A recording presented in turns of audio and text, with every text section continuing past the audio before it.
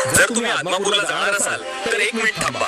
तुमची एक छोटीशी चूक मामांचं दर्शन अधुरं ठेवू शकते. काय आहे ती चूक बघाच. मी असं का म्हणतोय?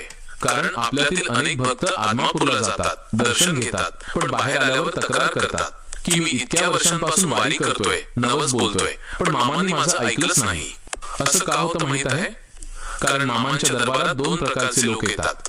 पहिले ते जे मामांना मानतात, जे मनापासून श्रद्धेने आणि अनन्य भावाने आदमापूरची पायरी चढतात, आणि दुसरे ते जे फक्त दिखावा करतात. शेजाऱ्याने स्टेटस ठेवलं, मित्राने फोटो टाकला म्हणून आपणही गाड्या घेऊन निघालो. दर्शनापेक्षा तिथे गेल्यावर फोटो आणि रील्स काढण्यात ज्यांना जास्त रस असतो.